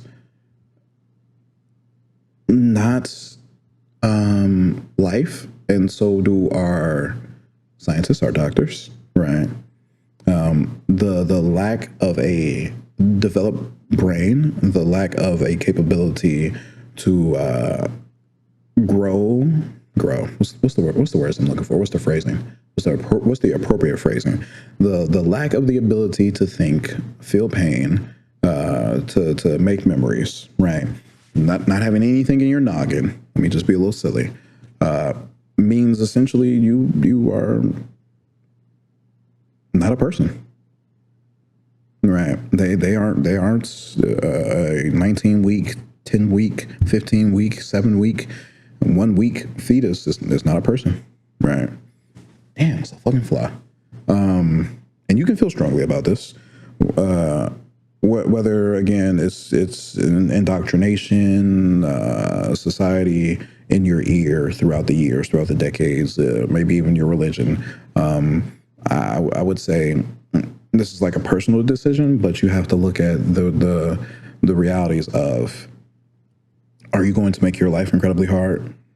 Are you going to make your partner, if they're even your partner, because this was just a person that she was fucking for 2 months, are you going to make their life incredibly hard, bringing a baby into the world when you are not prepared, when they are not prepared, when you don't even want the baby, you weren't even trying for the baby? There are so many oops babies out here, So many oops babies out here, right? When you are not actively trying to create a child, when you are not actively on that path, when you are lacking large inherent amounts of knowledge on just raising a child, taking care of a child, when you are physically not even healthy, right?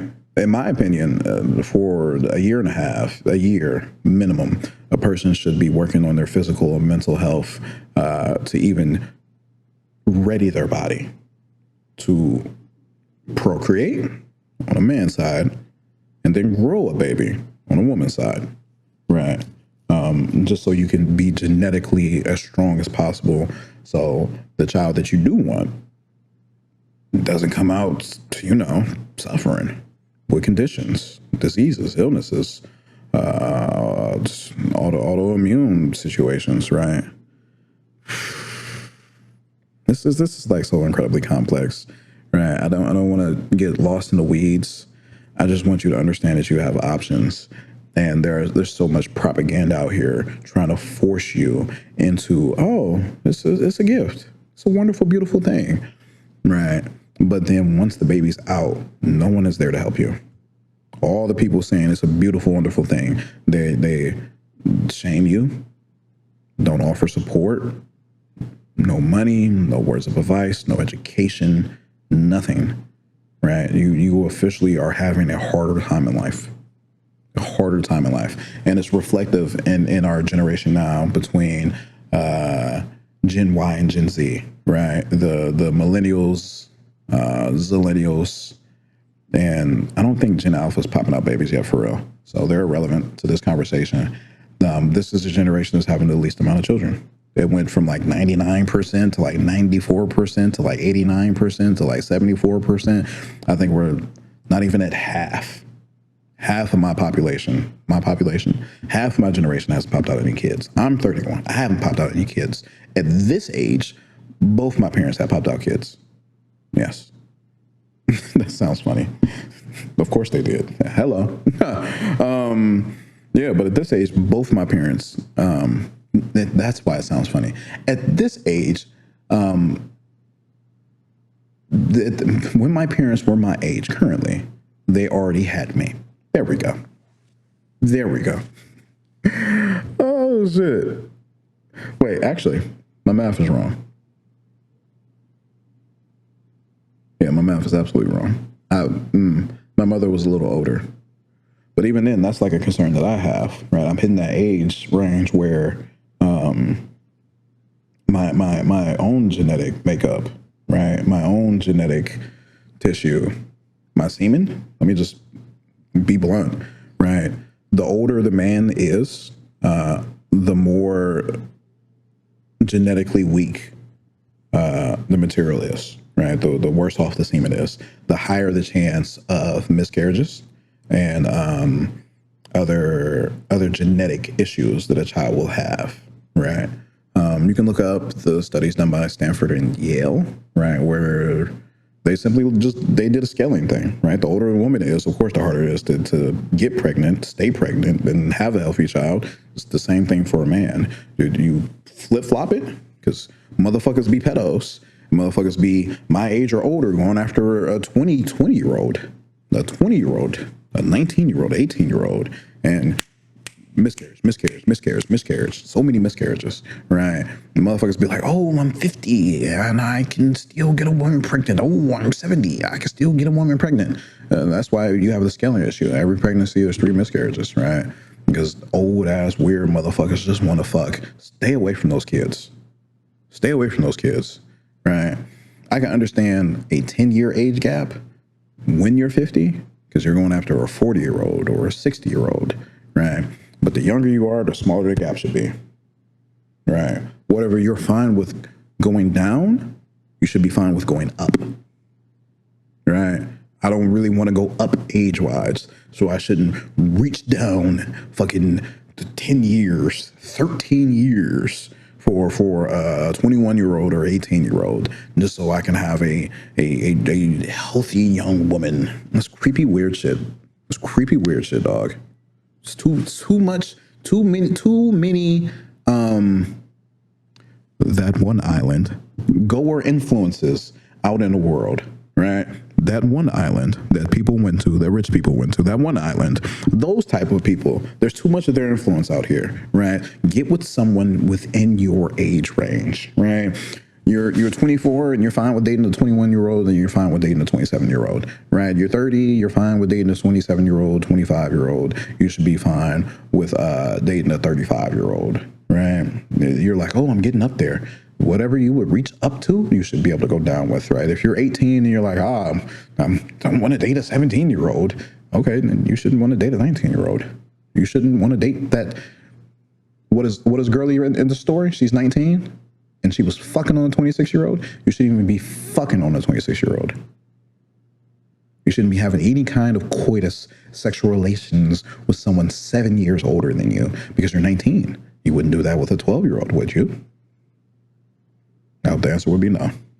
But I'm just talking to y'all, just yapping. Let me get to the updates. First of all, thank you all so much for the overwhelming support. I never imagined that I would get this amount of positive support and advice for my situation. When I posted, I was in a pretty bad place. I think I typed this post out on my bathroom floor when I had been crying. Thank you all for the reassurance and comfort. Also, thank you so much to all the girls that shared their personal experiences. Please go read those comments. Please go read those comments. I read every single comment, good and bad, and tried to respond to all of them. I appreciate all of you guys so much, and it honestly helped me cope a lot.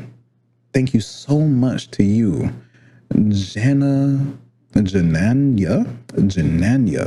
59. Your comment was the turning point for me. I got up from the bathroom and took a shower, opened up the bucket of ice cream, and calmed down for the rest of the night. We're going to read her comment very specifically. I forgot about this. We're going to crop this in, drop this in, and boom. Jananya 59. This has got to be difficult. What you do with your body is your choice. Don't feel bad about not wanting to change your life like that. I know 2 different older women who had abortions, and they were young and didn't tell anyone for years, and they never regretted it. There are also people where it has worked out with the fling, and they have a good co-parenting relationship. It's all up to you. Don't let society influence what you want. Really look at your wants and needs and make a decision. I think right now, what you need to do is take a shower, have a glass of wine, and go to bed. You can't make the best decision for you if you aren't rested. And you don't have to make a final decision until next week. So make sure you get plenty of rest before then.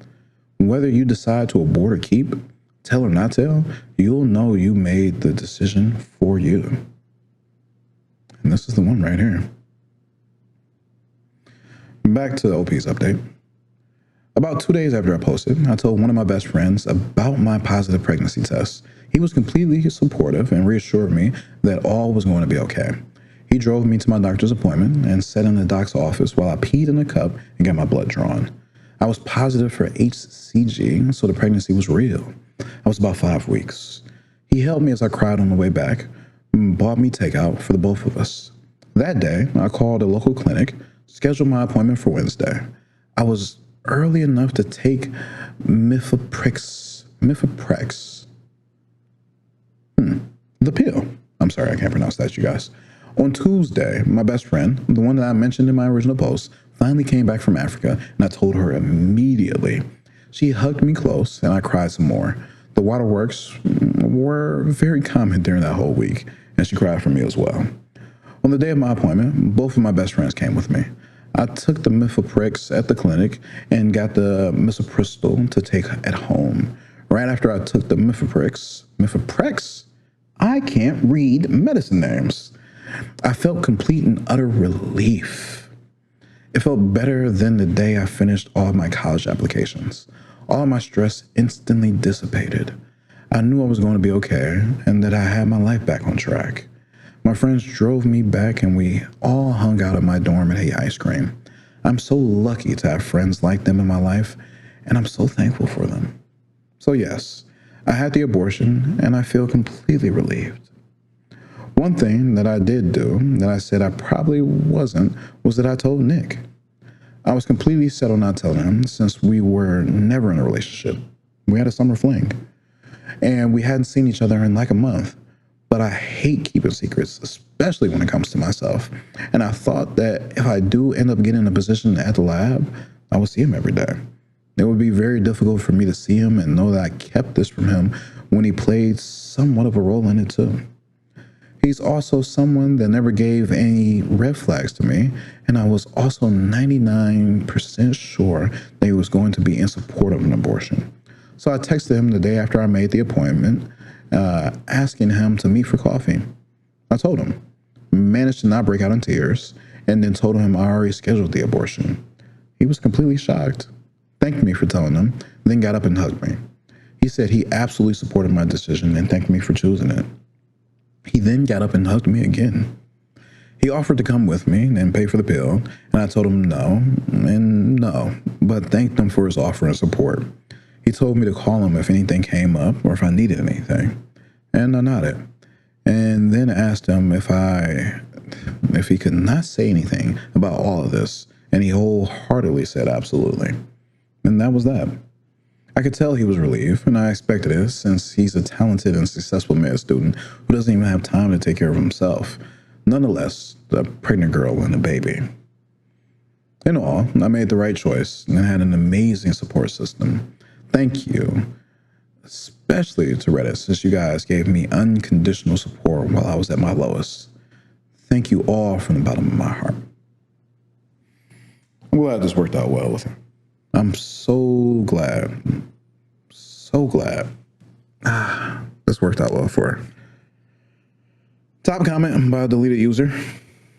I heard older guy, then saw 26 and realized I'm really old. Then I got sad. 3.1K upvotes, and OP replied, I just meant compared to myself since I'm only 19. 26 is definitely not old though. Don't be sad. 26 should be old to you. You're 19. 26 should be too old. The deleted user says thank you. And stories mode says, don't listen to her. You're so old. And that got them 874 upvotes. Oh my God. The deleted user replied and said, I knew it. With the classic crying emoji. Oh, it's the colon, apostrophe, parentheses, open parentheses? Yes, open parentheses. Fig 1024 says, we should get together and talk about war stories and shout at kids to get off the lawn. Get off my lawn. Oh, man. OP replies a shit ton of times. And here's the thing right here by a mod. Ooh, by a mod. I don't think I see comments about a mod often. OP, hang in there. Your post is most likely to attract a lot of negative attention from the pro-life crowd. Did y'all see that? But just remember, this was your decision, and you made the decision that is best for you and your family. Your feelings are always valid. You did right, even if others would rather have you believe you did wrong. And OP replies to that. Thank you so much for the message. It means a lot. I believe I made the right decision as well. Yeah, some of the comments are pretty rude, but I will be sure to report any that are extremely bad and ignorant. Thank you again. And the meta post sounds good. That's the thing, man. That's the thing. There are so many people out there who are going to try and say, you should do this, you should do this, you should do this, and they're not helping. They're not helping at all. They're not offering any help. They're only trying to jump down your throat. And it's because of their beliefs. And their beliefs are wrong. Their beliefs are wrong. Motherfuckers have been aborting babies for thousands of years. I'm sure if you open up any of your religious texts, right, no matter what religion you're in, there's going to be some story in there, and it's going to be like, hey, chew on this root. Swallow these leaves. Drink this water. And then next day I was without child. That's a motherfucking abortion right there.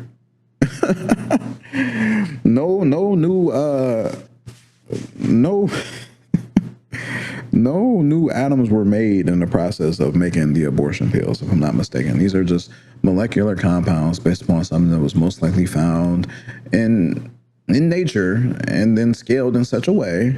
So, it is effective rather than like a 10%, 20% chance. Right. Right. Now, I hope that makes sense. I hope that tracks. I really, truly do. Right.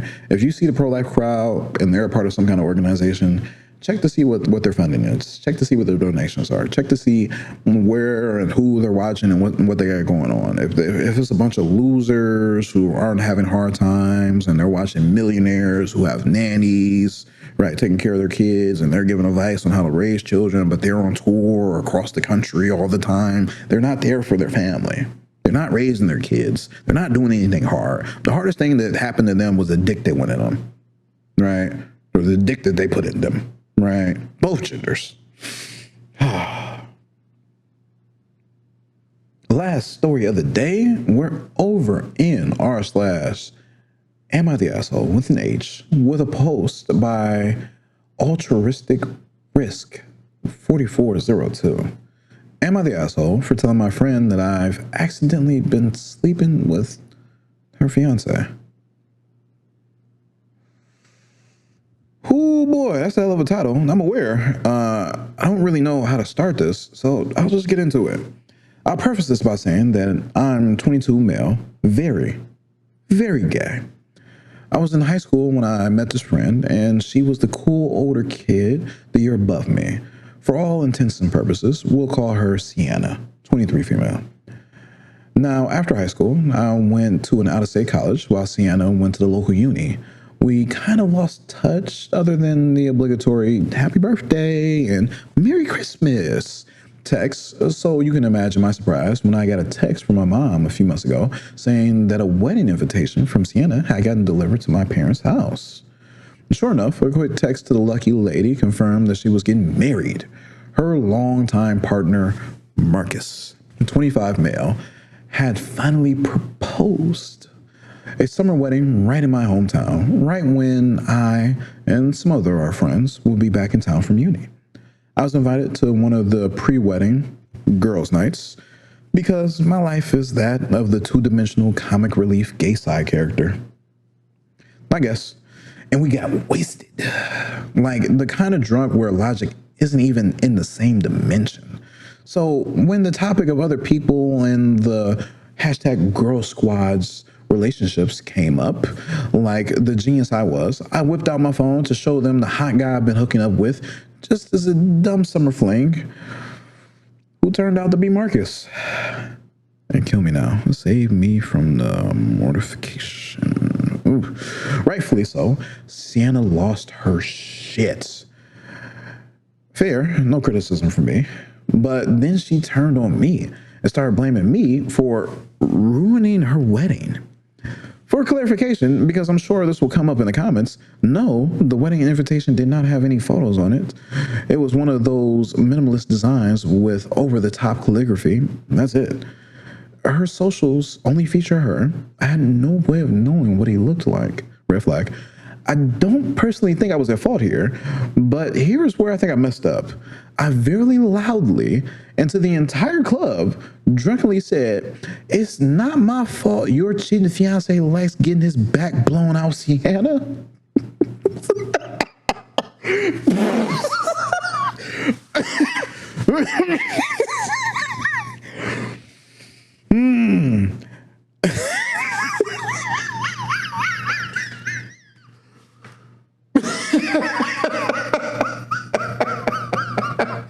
Yo, Marcus taking it in the ass.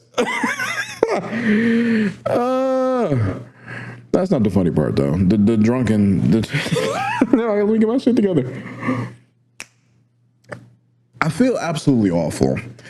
I don't want to be the other woman, technically guy, but you get it. Yo, this motherfucker funny. And I certainly don't want to be to hurt a friend like that. I tried apologizing 1,000 times, but she's not interested in talking to me. Which I totally get.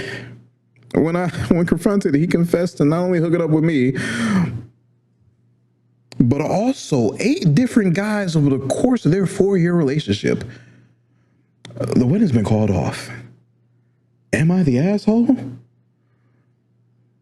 No, you're the dick. Marcus is the asshole because you've been inside of his. Yo, episode over. I like to thank you, beautiful, wonderful talented people. And you crazy, idiotic, hopefully not cheating, idiotic people. Thank you for coming to the Intelligent Idiots podcast. I have been your host, Mr. Always Giggling. Mr. Always Taunting.